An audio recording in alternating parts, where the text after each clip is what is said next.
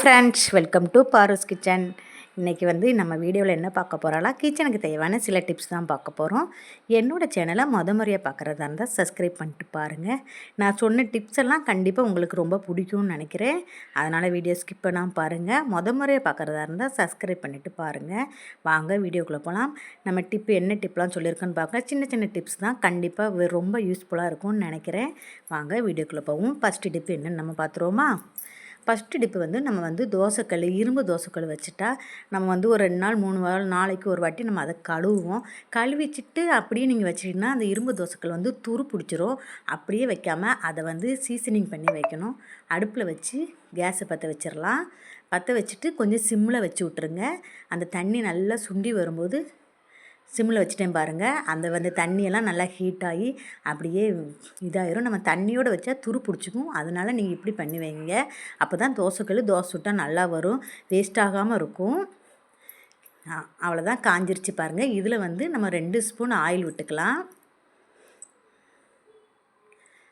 அந்த தோசைக்கல் ஃபுல்லாக பரவுற அளவுக்கு அந்த ஒரு 2 ஸ்பூன் ஆயிலே நமக்கு கரெக்டாக இருக்கும்.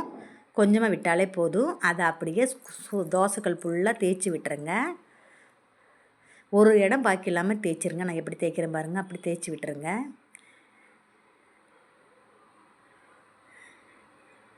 ஒரு காட்டன் துணியோ இல்லாட்டி நீங்கள் தோசை தேய்க்கிறது எது வச்சுருந்தாலும் சரி, அதில் வச்சு தேய்ங்க. நான் வந்து இன்றைக்கி காட்டன் துணியை வச்சு தேய்க்கிறேங்க.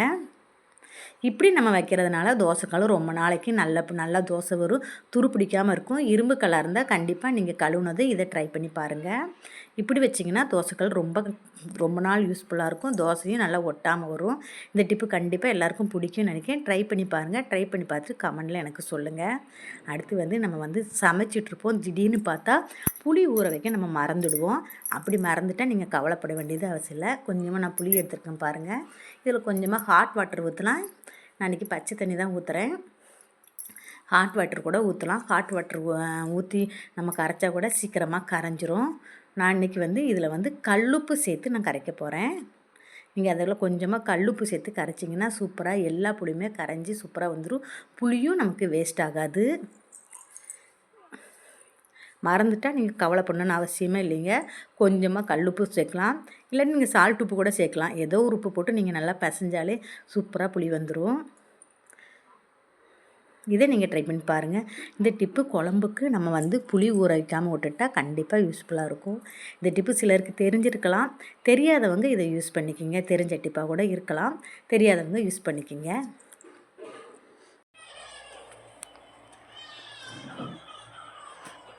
புளி நம்ம வந்து பாட்டில்லையோ டப்பாவிலையோ ஸ்டோர் பண்ணும்போது நம்ம என்ன தான் க்ளீன் பண்ணி இப்போ ஸ்டோர் பண்ணி வச்சாலும் அதில் ஏதாவது ஒரு கொட்டை 2 கொட்டை மிஸ் ஆகி இருந்துடும். அதனால் ஒரு மாதிரி திறந்ததுமே ஒரு பூச்சி வண்டு அது மாதிரி ஒரு மாதிரி பூச்சி பறக்கும் பாருங்கள்.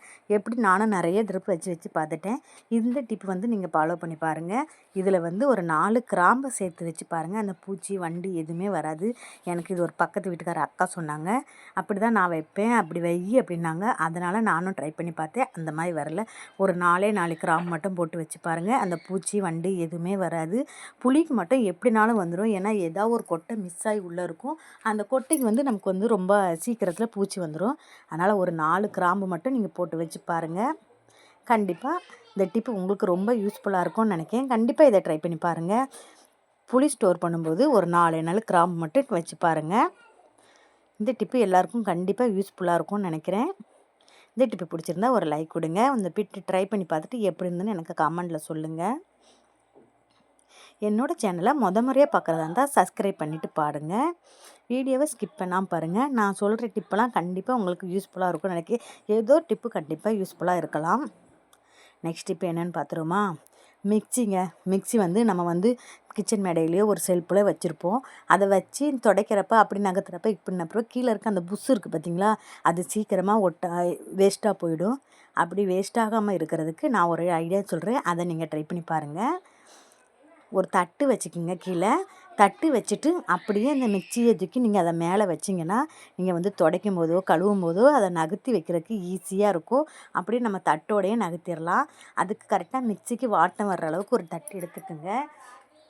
நிறைய மிக்ஸி ரவுண்ட் ஷேப்பில் இருந்தால் இன்னும் ஈஸியாக இருக்கும் உங்களுக்கு. தட்டு சின்ன தட்டே போதும். எனக்கு வந்து இந்த மாதிரி மாடல், எனக்கு வந்து இந்த மிக்ஸி வந்து ஒரு 7-8 வருஷம்ட்டு இருக்கும். அதனால் இது பழைய மாடல் தான், அதனால் இந்த மாடலு. அதனால் தட்டு அதுக்கு தகுந்த மாதிரி கொஞ்சம் பெரிய தட்டாக எடுத்துருக்கிறேன். இந்த மாதிரி நீங்கள் வச்சிங்கன்னா க்ளீன் பண்ணும்போதோ துடைக்கும் போதோ ஈஸியாக இருக்கும். அந்த கிச்சன் மேடையை நம்ம துடைக்கும் போது நல்லா துடைச்சிட்டு அப்புறம் நகர்த்தி வச்சுக்கலாம். நம்ம அப்படியே வைக்கிறனால அந்த புஷ்ஷு சீக்கிரமாக போகிற மாதிரி இருக்கும். அது வந்து அந்த இடத்துல அழுக்கும் ரொம்ப அதிகமாக படிக்கிற மாதிரி இருக்கும். இதை நீங்கள் ட்ரை பண்ணி பாருங்கள். இந்த டிப்பு கண்டிப்பாக உங்களுக்கு யூஸ்ஃபுல்லாக இருக்கும்னு நினைக்கிறேன். இந்த டிப்பு ட்ரை பண்ணி பாருங்கள். இந்த டிப் பிடிச்சிருந்தா ஒரு லைக் கொடுங்க. நெக்ஸ்ட்டு டிப்பு பார்க்கலாமா? நெக்ஸ்ட்டு இப்போ வந்து மிக்ஸி ஜார் வந்து மூடி ஒவ்வொரு நேரம் நமக்கு லூஸாக இருக்கும். மூடி மாற்றலாங்கிறம்போது சரி மறந்துடும். அப்படி அந்த டைமில் நீங்கள் இந்த டிப்பை யூஸ் பண்ணி பார்க்கலாம். மிக்ஸி ஜார் மூடியில் இந்த மாதிரி ஒரு லப்பர் பேண்டை போடுங்க. நம்ம பணத்துக்கு இந்த சாப்பாடெலாம் வாங்கினா கட்டி கொடுப்பாங்க பார்த்தீங்களா, அந்த மாதிரி ரப்பர் பேண்ட் இருந்தால் ஒன்று எடுத்துக்குங்க. நம்ம லூஸாக போடுறதுனால ஏதாவது அரைச்சா தண்ணியெல்லாம் கொட்டுற மாதிரி ஆகிடும். இங்கே பாருங்கள் நான் எப்படி போட்டிருக்கேன்னு பாருங்கள். எனக்கு வந்து இந்த மூடி லூஸாக இருக்குது, அதனால் இந்த ரப்பர் பேண்டை நான் போட்டுக்கிறேன். அவ்வளோதான். இதை வச்சு நீங்கள் மூடி வச்சு நீங்கள் அரைக்கும்போது தண்ணி ஒரு சொட்டு கூட வெளியே வரவே வராது. சூப்பராக கிரிப்பாக பிடிச்சிக்கும் அந்த லப்பர் பேண்டு. நம்ம வந்து மிக்ஸி ஜார் மூடி நம்ம மாற்றும் தண்ணி இதை வச்சு யூஸ் பண்ணிக்கலாம். உடஞ்ச உடனே மாற்றாட்டி கொஞ்ச நாள் இதை வச்சு நம்ம கண்டினியூ பண்ணிக்கலாம். இதை கண்டிப்பாக நீங்கள் ட்ரை பண்ணி பாருங்கள். மிக்ஸி ஜார் மூடி லூஸாக இருந்தால் இந்த மாதிரி லப்பர் பேண்ட் பட்டு யூஸ் பண்ணுங்கள். இந்த டிப்பு கண்டிப்பாக எல்லாருக்கும் யூஸ்ஃபுல்லாக இருக்கும்னு நினைக்கிறேன். இந்த டிப்பு பிடிச்சிருந்தா ஒரு லைக் கொடுங்க. நெக்ஸ்ட் டிப்பு என்னென்னு நம்ம பார்ப்போமா?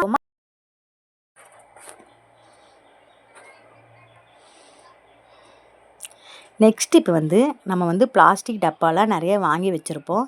ஏதோ ஒரு டப்பா நம்ம எப்படி வாங்குறதுலையே மூடி வந்து லூஸ் ஆகிற மாதிரி வாங்கிடுவோம். மூடி வச்சா வந்து லைட்டாக லூஸாக இருக்கும். பொருளெல்லாம் வச்சோன்னா வண்டு பூச்சி ஏதாவது வந்துடும். அந்த மாதிரி மூடி லூஸாக இருக்கிற டப்பா எடுத்துக்கோங்க. நான் இந்த மாதிரி மூடி இருக்கிற டப்பாவில் இந்த மாதிரி ஒரு கவரை போட்டுக்கிடுங்க. இது வந்து நான் வந்து மளிகை கடையில் ஜாமான் வாங்கின கவர் தான். இதுக்கு நம்ம ஸ்பெஷலாக கவர் வாங்கலை. இதை போட்டு நீங்கள் மூடி வச்சு பாருங்களேன். அந்த டப்பா வந்து உள்ளே ஏர் எதுவுமே போகாது, பூச்சி எதுவும் வராது, க்ளீனாக இருக்கும். நல்லா கிரிப்பாகவும் பிடிச்சிக்கும், நல்லா டைட்டாகவும் மூடிடும். இந்த மாதிரி லூஸாக இருக்க டப்பாவை நீங்கள் மாதிரி இந்த மாதிரி கவர் உங்களுக்கு எவ்வளோ லூஸாக இருக்கோ அதுக்கு தகுந்த மாதிரி 2 கவர் கூட போட்டு நீங்கள் லாக் பண்ணிக்கலாம். இது வந்து எனக்கு லைட்டாக லூஸாக இருக்கிறதுனால சின்ன கவர் தான் போட்டிருக்கேன். இதை நீங்கள் ட்ரை பண்ணி பாருங்கள். கண்டிப்பாக இந்த டிப்பு உங்களுக்கு பிடிக்கும்னு நினைக்கிறேன். நெக்ஸ்ட் டிப்பு வந்து இந்த மாதிரி லப்பர் கிளாத்து பர்ஸெல்லாம் இருக்குது பாருங்களேன். அழுக்கு எப்படியே சேர்ந்துடும். நம்ம அழுக்காகிடுச்சுன்னு சொல்லி அந்த பர்ஸை ஓரம் கட்டிட்டு வேறு பர்ஸு வாங்குவோம். அந்த மாதிரி அழுக்காக ரொம்ப டல்லாக இருக்க பர்ஸை எப்படி புதுசு போல் ஆக்கலாங்கிறத பார்ப்போம். இந்த மாதிரி நான் பர்ஸ் எடுத்துக்குவோம். அதுக்கு வந்து வேஸ்லின் தான் 5 ரூபா 10 ரூபாய்க்கு கூட நம்ம கடையிலலாம் விற்கிது. அதை வாங்கிக்கிங்க. எல்லா இடத்துலையும் அப்ளை பண்ணி விட்டுலாம். நான் அப்ளை பண்ணிவிட்டு தொடச்சிட்டு எப்படி இருக்குன்னு உங்களுக்கு காமிக்கிறேன் பாருங்கள். எல்லா இடத்துலையும் அப்ளை பண்ணிவிட்டு ஒரு கிளாத் வச்சு நம்ம வந்து தொடச்சி எடுத்துக்குவோம். தொடச்சி எடுக்கிறேன் பாருங்கள். எடுத்துகிட்டு காமிக்கிறேன் உங்களுக்கு. அதுக்கப்புறம் எப்படி பளபளன்னு இருக்குதுன்னு பார்க்கலாம். நம்ம துடைக்கும் போது அந்தளவுக்கு அழுக்கு இல்லாத மாதிரி இருந்து தொடச்சி எடுத்ததும் பாருங்களேன், அந்த துணியிலே எவ்வளோ அழுக்கு வந்திருக்குன்னு பாருங்கள்.